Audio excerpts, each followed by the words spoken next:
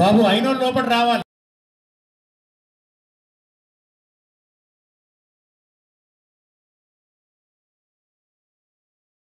ఉదయం 7 గంటల నుంచి 1 గంట వరకు పోలింగ్ జరుగుతుంది. 2 గంటల నుంచి కౌంటింగ్ స్టార్ట్ అవుతుంది. ముందు వార్డు మెంబర్ వారిగా వేస్తాం. 1వ వార్డు, 2వ వార్డు, 3వ వార్డు అట్లా వేస్తాం. ఈ సర్పంచ్ బ్యాలెట్లు ఉంటాయి కదా, ఈ డబ్బా ఉంటుంది కదా మన బ్యాలెట్ డబ్బా, సర్పంచ్ ఓట్లు గణన వేస్తారు, వార్డు మెంబర్ ఓట్లు కూడా అదే డబ్బాలు వేస్తారు. మనం ఏం చేస్తారంటే కౌంటింగ్ చేసేటప్పుడు ఆ డబ్బా బోర్లు వేసి సర్పంచ్ అన్నీ 25 చొప్పున కట్టగడతాం, వార్డువి కూడా 25 చొప్పున కట్టగడతాం. సపోజ్ 100 ఓట్లు అనుకో, ఒక వార్డులో 4 కట్టలు అవుతాయి. మరి 1వ వార్డులో సర్పంచ్కు ఎవరికి ఎక్కువ ఓట్లు వచ్చినాయని తెలిస్తే ఆ 1వ వార్డు మీద సర్పంచ్ పగబడతాడా పగబడతాడా?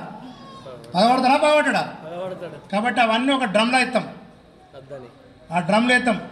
ఏ సర్పంచ్ క్యాండిడేట్కి కూడా ఏ వార్డులో ఎన్ని ఓట్లు వచ్చినాయి తెలియదు. అర్థమైంది కదా?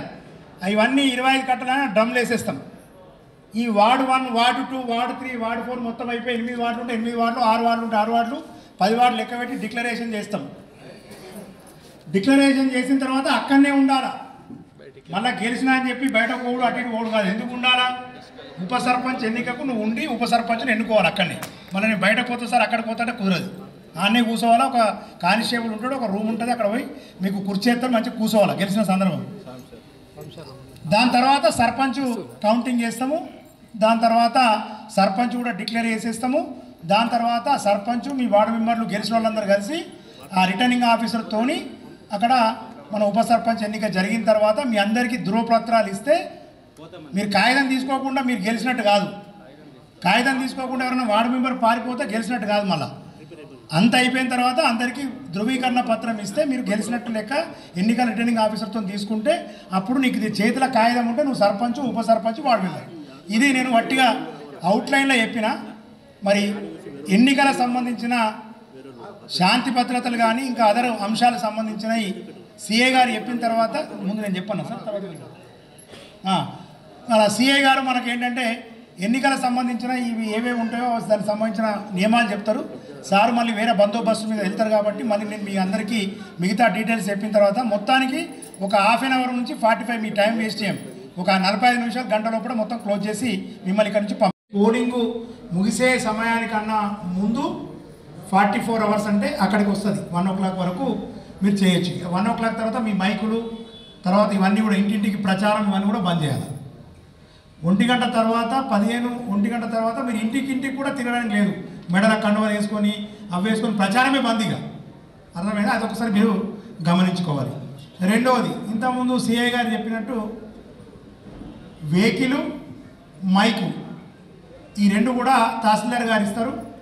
ఎక్స్క్లూజివ్ సభలు, సమావేశాలు, ర్యాలీలు వీటికి సంబంధించినవన్నీ కూడా పోలీస్ ద్వారా మన సిఐ గారు, మన తహసీల్దార్ గారు మీకు సభలు సమావేశాలకు సంబంధించింది సాయంత్రం 4 గంటలకు పెట్టుకుని ఉంటే 1 గంటకు అయితే ఇయ్యరు. ఒకరోజు ముందు దానికి ఇస్తే మనకు తప్పకుండా దాన్ని చేస్తారు. రెండవది, సరే ఎట్లాగూ మైక్ ఇచ్చినామని చెప్పి, సరే ఇది మీరు కూడా వినాలి, ఎట్లాగూ మైక్ ఇచ్చినామని చెప్పి వాడు సుప్రభాతము ఓం నమో వెంకటేశాయ అని రాకముందే మీరు 5 గంటలకే చాలు చేసిన అనుకోడు, కష్టమవుతుంది. దీనికి కూడా రూల్స్ ఉన్నాయి. ఉదయం 10 గంటల నుంచి సాయంత్రం 6 గంటల వరకే మైక్ నడాలి. అర్థమైందా? ఉదయం 10 గంటల నుంచి సాయంత్రం 6 గంటల వరకే మైకు. 6 గంటల తర్వాత మైక్ బంద్. ఏమైనా రోడ్ షోలు కానీ సభలు సమావేశాలు కానీ ఎవరైనా బయటకు వెళ్ళి విఐపీలు వచ్చినా రోడ్డు షోలు, రోడ్డు పక్కకు చేస్తారు కదా రోడ్ షోలు, సమావేశాలు, అటువంటి ప్రత్యేక పరిస్థితుల్లో రాత్రి 10 గంటల వరకు మైక్ అనేది పర్మిషన్ ఇవ్వడం జరుగుతుంది. అది విత్ పర్మిషన్ ఆఫ్ పోలీస్.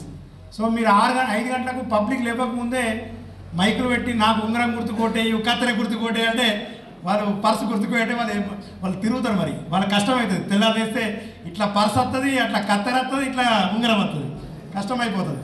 వాళ్ళు ఎవరికి వేయాలన్నా ఆయన ఉన్న గుర్తులు మర్చిపోతారు. కాబట్టి 10 గంటల నుంచి సాయంత్రం 6 గంటల వరకే మనము చేయడానికి అవకాశం ఉంది. వితౌట్ పర్మిషన్ వెహికల్ కనుక తిరిగితే ఎవరు చెప్పినా, మళ్ళీ చెప్తున్నా, ఎవరు చెప్పినా వెహికల్ సీజ్ అవుతుంది. ఒక ఫ్లయింగ్ స్క్వాడ్ టీం తిరుగుతుంది మీ మండలంలో. మీకు ఒక కార్లో ఒక కానిస్టేబుల్, ఒక డిప్టీ తహసీల్దారు, ఆయనకు ఒక అసిస్టెంటు, రోజు మన మండలం మొత్తం తిరుగుతున్నది.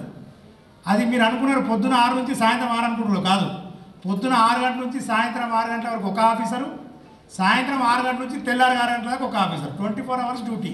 ఆ బండి తిరుగుతూనే ఉంటుంది. కాబట్టి దాన్ని కూడా మీరు గమనించుకోవాలని చెప్పి మీ అందరికీ తెలియజేస్తున్నాం. సో వాళ్ళు వీడియోగ్రఫీ చేస్తారు. మీరు ఎలక్షన్ ఎక్స్పెండిచర్ మీరు ఇవ్వాలి కదా. సర్పంచ్ క్యాండిడేటు ఎన్నికల ఖర్చు 1,50,000 మించి పెట్టకూడదు. వార్డు మెంబరు 30,000 రూపాయలకు మించి పెట్టకూడదు.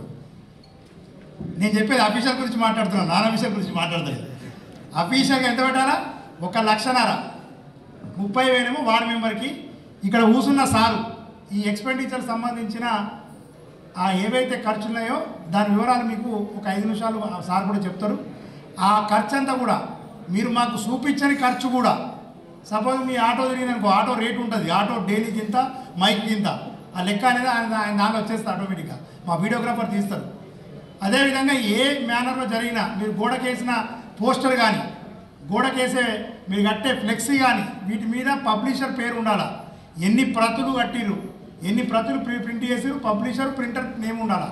సపోజ్ నేను పోటీ చేస్తున్నా, దాన్ని ఎవరు పబ్లిష్ చేసిరు మీకు ఆ కింద పబ్లిషర్ నేమ్, ఎన్ని ప్రతులు, 100 ప్రతులా, 200 ప్రతులా, గోడ కంటించేది. మీరు రాసే వాల్ రైటింగ్ ఎక్కడెక్కడ అంటే వాల్ రైటింగ్ రాయద్దు. ప్రభుత్వ ఆస్తుల మీద వాల్ రైటింగ్ రాయొద్దు. ప్రైవేట్ ఆస్తుల మీద వాల్ రైటింగ్ ఉంటే వాళ్ళ ఇంటి ఓనర్ యొక్క పర్మిషన్ తీసుకోవాలా. ఆ పర్మిషన్ తీసుకున్న కాగితం ఇస్తేనే ఆ వాల్ రైటింగ్ చెల్తుంది. అంతే తప్ప మనం ఇష్టం వచ్చినంటే ఎవరి గోడకు వాళ్ళకి రాయడానికి లేదు. ఆ ఇంటి ఓనర్ పర్మిషన్ ఇస్తేనే రిటర్న్ పర్మిషన్, నా గోడకు పలానా గుర్తు గల వ్యక్తిని రాసుకోవడానికి నేను పర్మిషన్ ఇచ్చిన అన్నప్పుడు మాత్రమే రాసుకోవచ్చు. అంతే తప్ప చేయరాదు. స్కూలు, టెంపులు, మసీదు, ప్రభుత్వం సంబంధించిన ఏ ఆస్తుల పైన కూడా కరెంటు పోల్లు ఉంటాయి కదా, కరెంటు పోల్లకు కూడా జెండాలు కట్టుడు కానీ బ్యానర్లు కట్టుడు కానీ చేయకూడదు. అవన్నీ కూడా ఎన్ని కట్టినా కూడా అదంతా కూడా ఎలక్షన్ ఎక్స్పెండిచర్ వస్తుంది. తర్వాత వాటికి సంబంధించిన కార్యక్రమం అనేది చూడడం జరుగుతుంది. తర్వాత ఇంతకుముందు సార్ చెప్పినట్టు ఎన్నికలను స్వేచ్ఛాయుతంగా జరిగే విధంగా సహకరించాలంటే ఇక మాకు 15వ తారీఖు నుంచి ఫోన్లు చాలా అవుతాయి. ఏం ఫోన్లు? సార్ ఈ గల్లీలో డబ్బులు వస్తున్నారు సార్ అని ఒకరు ఫోన్ చేస్తారు. కొంతమంది డైరెక్ట్ మాకు చేయరు. Election commission toll free number ఉంది. చాలామంది మేధా ఉన్నారు. ఇలా యూత్ కూడా పోటీ చేస్తారు. మాకు వీళ్ళకి చెప్తారే, డైరెక్ట్ ఆడికే చెప్తారు. హైదరాబాద్ నుంచి కలెక్టర్కి వస్తుంది, కలెక్టర్ నుంచి నాకు వస్తుంది, తర్వాత పోలీస్ సంబంధించిన డీజీపీ నుంచి సిపి గారికి వస్తుంది, సిపి నుంచి వస్తుంది. 5 నిమిషాలు